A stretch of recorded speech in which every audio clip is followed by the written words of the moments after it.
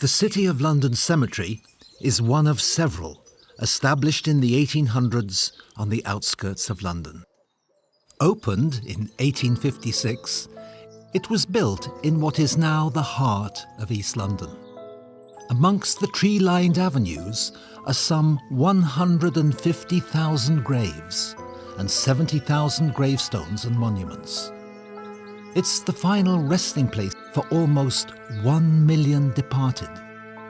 Come with me as we explore the impressive architecture and artwork to be seen in this municipal cemetery, one of the largest in Europe. We will also discover some of the noteworthy people who now lie in this wonderfully landscaped burial ground.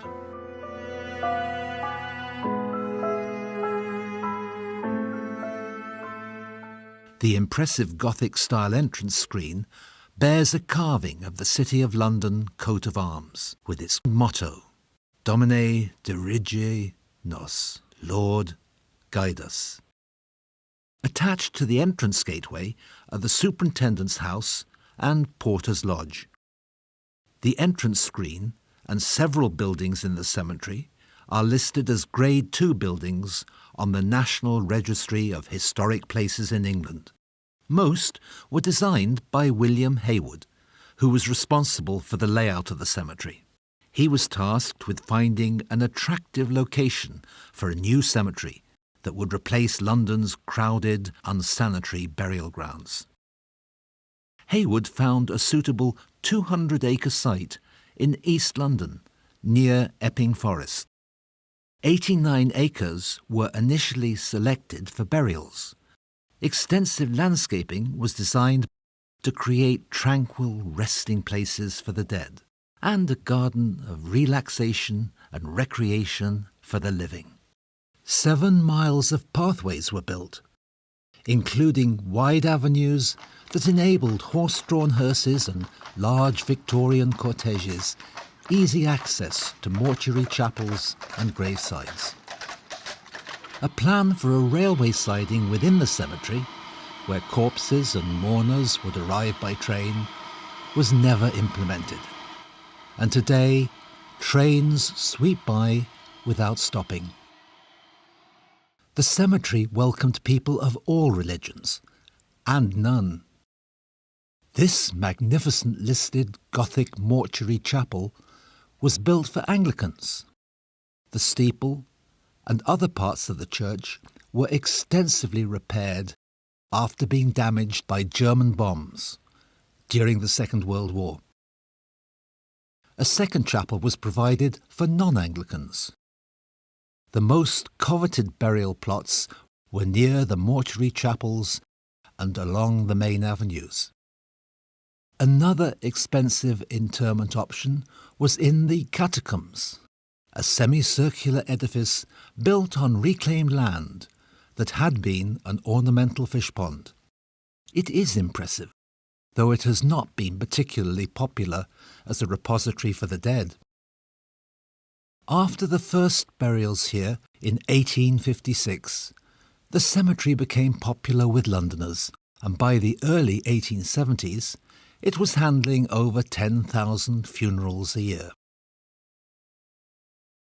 Though most graves are marked by modest headstones, some fine monuments were built to commemorate individuals and families. One of the most striking is the Vigiland Monument. It's carved from a single 25-ton block of Carrara marble and portrays Christ's body being lowered from the cross. It's based on Rubens' masterpiece, Descent from the Cross, painted early in the 1600s. David Vigiland was a 20-year-old sailor who died of fever while serving on a Royal Navy ship moored off Mombasa in 1946. A pair of mausoleums, set on either side of a pathway, hold 28 family members of the Pedley family.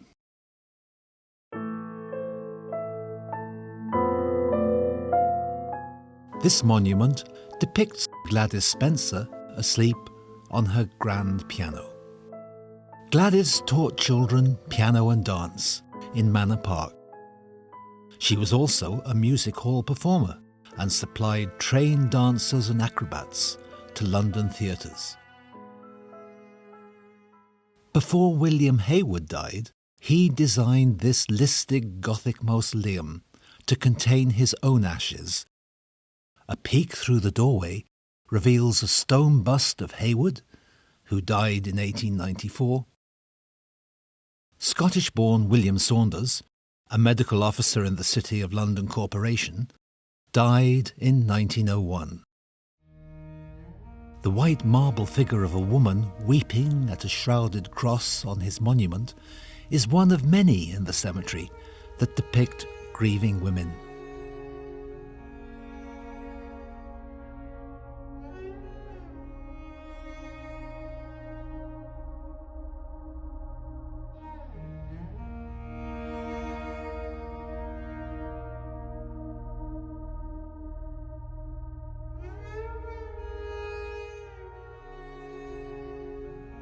Some of the most impressive memorials mark some of the communal graves of the 600,000 who were reinterred here after being exhumed from other burial grounds.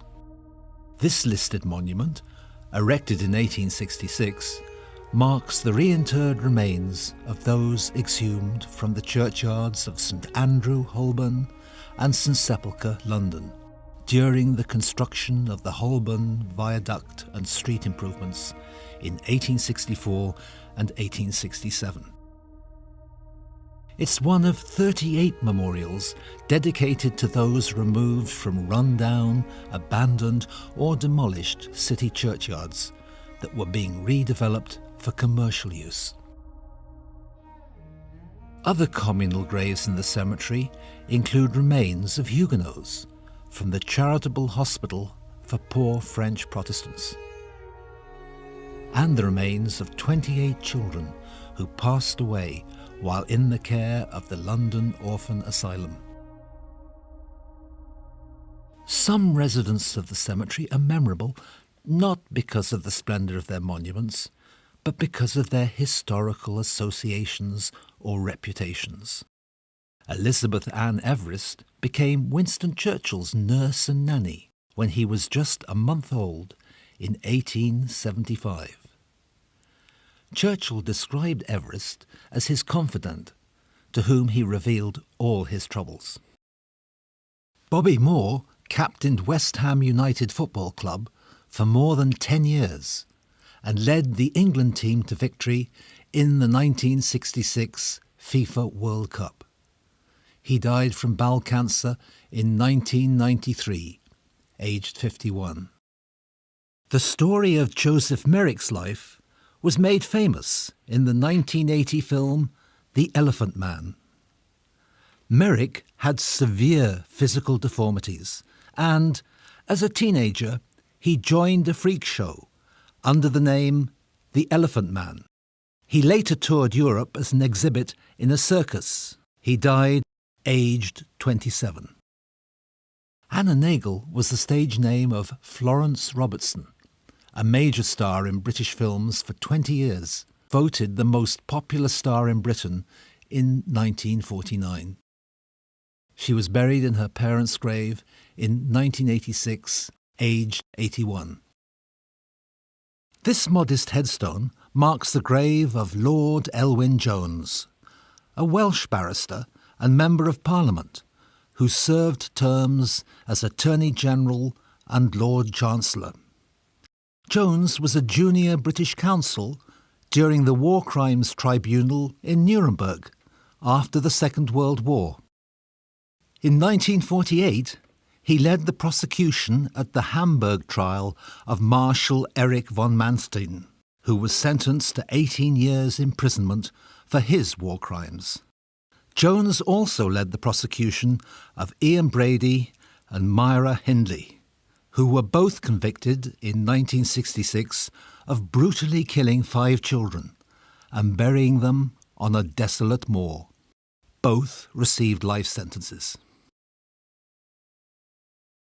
Jones died in 1989, aged 80. Twin marble memorials mark the graves of two policemen, Sergeants Bentley and Tucker, who, along with a third officer, were killed in 1910 during an attempted jewellery robbery in London. Several weeks later, Home Secretary Winston Churchill oversaw the capture of the murderers after a gunfight known as the Siege of Sydney Street. In 1888, Mary Ann Nichols was the first of at least 5 East End prostitutes who had their throats cut and bodies mutilated by the serial killer known as Jack the Ripper. Catherine Eddowes, the Ripper's 4th victim, is also buried in the cemetery. Percy Thompson was returning from the theatre with his wife Edith when he was attacked and stabbed to death in 1922. His wife and her young lover, Frederick Bywaters, were both found guilty of the murder and hanged. Since then, attempts to have her posthumously pardoned have been unsuccessful. But in 2018, Edith's executor and heir received approval for her remains to be reburied in her parents' grave in the City of London Cemetery.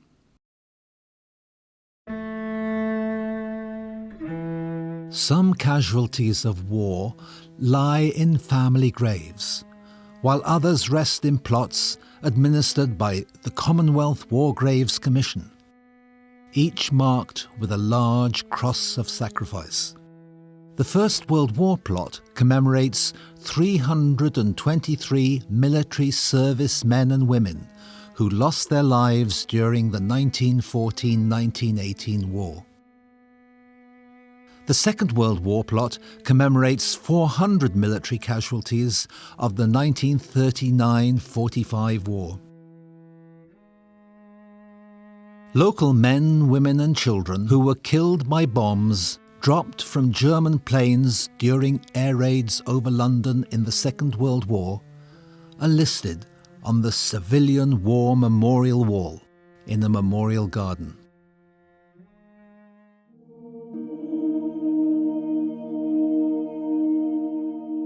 Throughout the 18 and 1900s, the cemetery kept up to date with changes in commemorative practices and landscape design.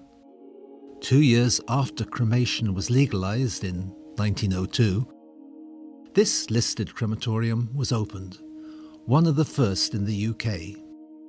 The popularity of cremation grew rapidly, and this small crematorium was decommissioned in 1973, following the opening of a larger one, which has solar panels and 2 chapels. To accommodate the storage of ashes, an outer wing was added to the catacombs. Columbaria with niches for urns were built, and other forms of storage initiated. Novel landscapes were also introduced as more of the originally purchased 200 acres were incorporated into the cemetery. These include a variety of memorial gardens for ashes, lawn graves with uniform headstones and without curbs, a woodlands area for burial of coffins constructed with natural materials, and a baby garden for the commemoration of deceased infants. Because of its innovative and varied landscaping, the cemetery has achieved Grade 1 status on the Register of Parks and Gardens of Special Historic Interest in England. In 1983, the City of London Corporation, which owns and operates the cemetery, began pioneering the reuse of existing graves to slow down the relentless consumption of land for new graves. When there is room in a grave that has not been opened in 75 years, 1 or more bodies may be added to it.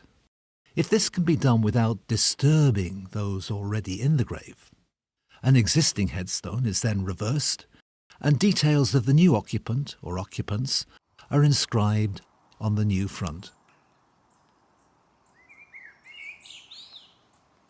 The City of London's Cemetery and Crematorium is a remarkable burial ground, which truly merits inclusion in any inventory of great Victorian garden cemeteries. It's open 365 days of the year and has about 1 million visitors each year. Some come to attend a funeral service or to commemorate deceased loved ones and friends in a tranquil garden. Others come to relax and enjoy the superb funerary art and architecture on display in a beautiful parkland setting. Whatever motivates you to visit, I'm sure that you'll have a most memorable experience.